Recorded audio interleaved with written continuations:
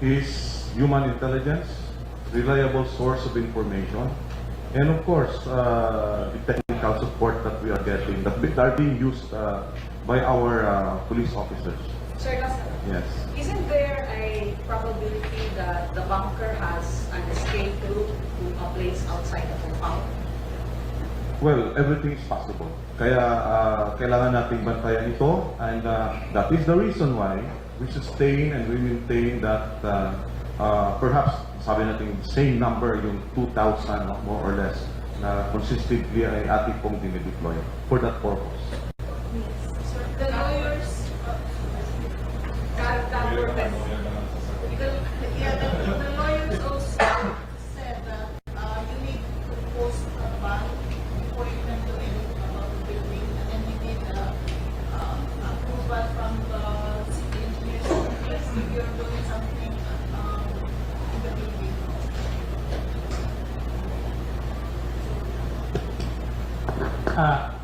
Ma'am, the police officers armed with the warrant of arrest and executing or implementing the warrant of arrest, again, is allowed by rules to break in any building or enclosures as long as the police officers have reasonable belief that that person to be arrested is inside that building or enclosures.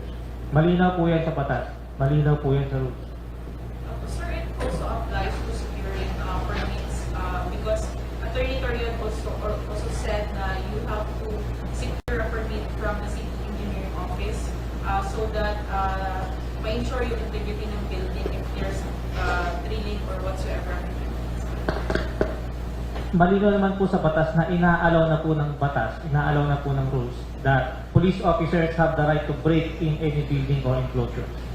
Sir, paano daw po kayo, how can you say daw po na may reasonable need kayo when wala daw po specific na building na isi-search? Again, the police officers or the PRO 11 use intelligence, human intelligence and the aid of technical equipment. So ito po yung mga ginagamit natin, ito po yung arm na ina-arm sa ating PNP personnel that we believe because of this information, because of this intelligence that we believe that Pastor Kibuloy is still inside the KOJC. Sir, how about the presence of our personnel sa Barrio Mountains? What's the purpose? Okay, I cannot give detailed information on that. What is clear here that a valid warrant of arrest was issued, and this does not only apply to one area. As long that our law enforcers, particularly the PNP, have reasonable, gagamitin ko ng term, reasonable belief or ground to believe na existing yung subjects of warrants of arrest, then still applies yung proseso na ating ginagamit sa ngayon. But again, hindi po pwedeng shotgun approach ng ating Philippine National Police. We make sure that we are operating within the bounds of the law and observing police operational procedures. So you can sir natin yung kamay. I already answered the first question. Sir, good afternoon from PTV Davao po. Sir, na-mention kanina ni Atty. Torion with regards po dun sa mga individual na pinapasuot daw po ng uniform. Nag-request na daw po sila ng list po sana para masiguro daw po na yung mga pumapasok sa KOJC compound is mga police talaga. Okay. Again, this is a peculiar situation because it is a community, sinabi ko nga, na maraming nakatira sa loob. Yes, it is not normal na pag sa atin talagang sine-check natin yan. But this time around, it's a different scenario because we are on the process of serving a warrant of arrest. So, yung Rule 113 na sinasabi ni Atty. Filosofo also answers that question. In fact, ang dapat na mag-inspect sa lumabas-pasok dyan to make sure na secure and safe not only the KOJC members, baka mapasukan ng ibang tao, and even from our ranks. So, our responsibility supposedly lies dito sa aming members ng PNP. Because we have the primary mandate to serve and protect. Yun pong trabaho ng inyong kapulisan. Sir, meron na bang information, sir, that there are also other groups for the POJC going sa compound, sir, or within the compound? We didn't receive that information. Sir, will you be willing to at least vacate temporarily the cathedral or the JMC building to give way for the celebration of the moment?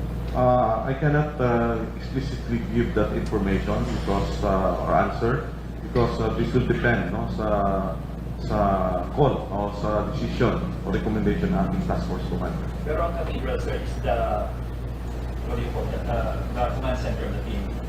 No, there is no command center whatsoever sa loob ng KOJC compound.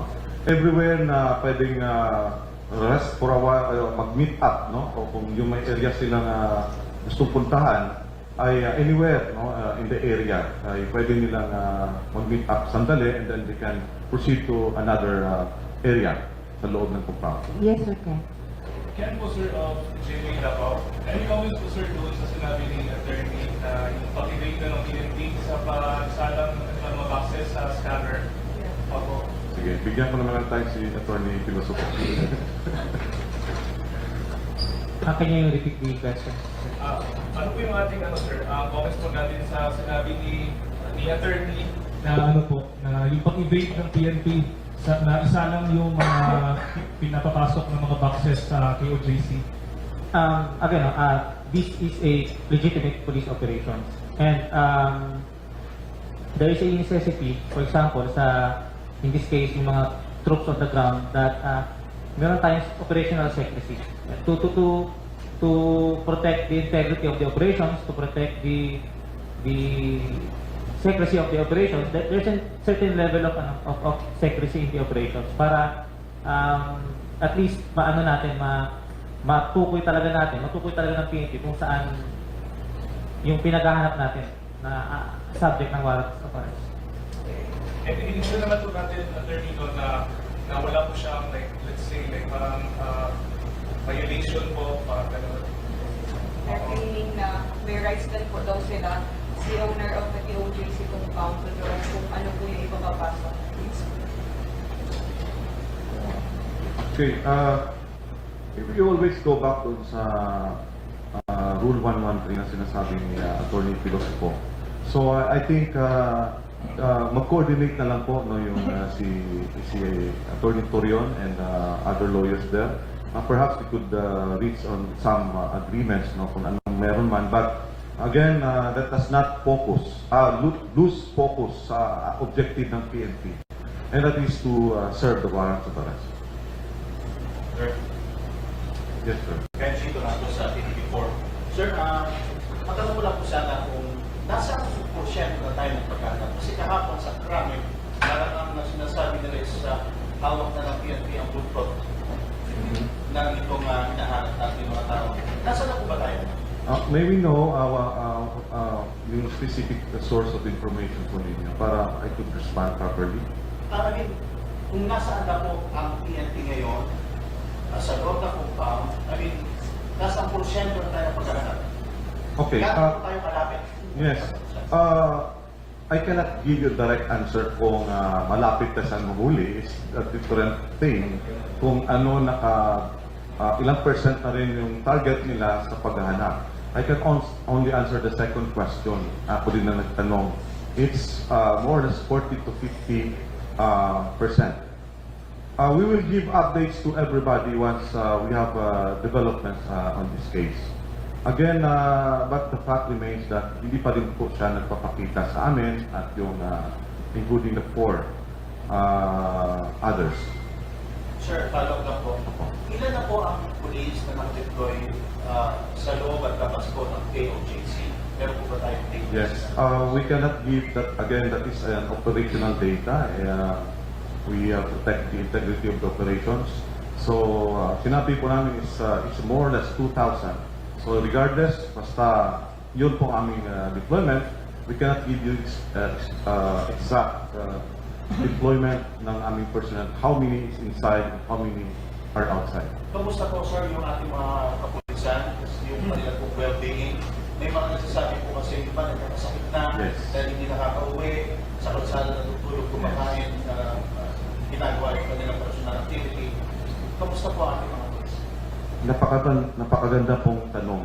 Kasi gusto kong unahin kumustahin ng PNP, kumusta po ang KUDC members. Dahil po sila ang uunahin namin gagamutin, dadalhin sa ospital, pakakainin kung mayroon kaming resources. Mas pinapaboran pa ng PNP actually ang KUDC members. No? Una muna namin silang tatanungin, then ourselves. That's how we give value, no, doon sa mga nakatira doon na sa loob, despite of natanggap ng mga PNP, no, pag-insulto, no, alam niyo naman, lumabas naman sa mga video yon, no, maximum tolerance nandiyan pa rin. But we do not, hindi namin ina-allow, no-tolerate na magkakasakit yung aming PNP. We care for them. We have standby medic. We have the regional medical dental unit on standby.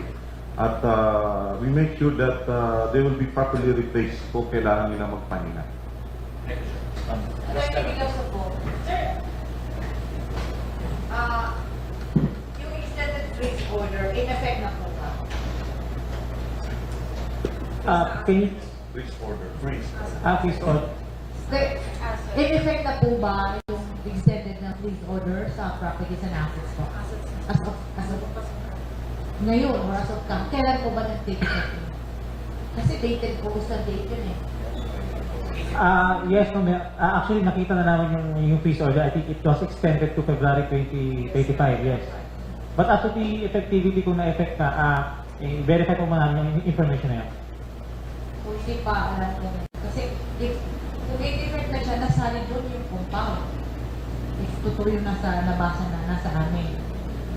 Nandun ba sa nabasa mo yung nakasali ng KOGC compound po? I-verify pa po namin yun, ma'am. We will go back to you once we have all the information available. Yes, Sir Johnson. Ma'am, sir, reaction nyo na lang please dun sa alleged news blackout out after tomorrow's celebration. Ang sabi pa ni Atty. Torian kanina, some of your informants are within the circle of General Torres. We have no information. And of course, that is not true. Wala po tayong tinatawag na news blackout. So, hindi mangyayari, hindi magkakaroon ng news blackout. I think already answered that. Another last two questions.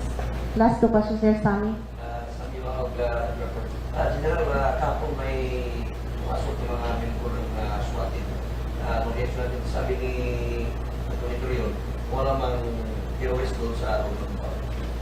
Okay. So again, binigay na namin itong information. Very complex yung deployment ng task force. No? It is composed of an arm, meaning walang mga baril, ano yun sila, civil disturbance management team or company or battalion, our arresting officers, our investigators, our medic. So these are personnel na are not armed.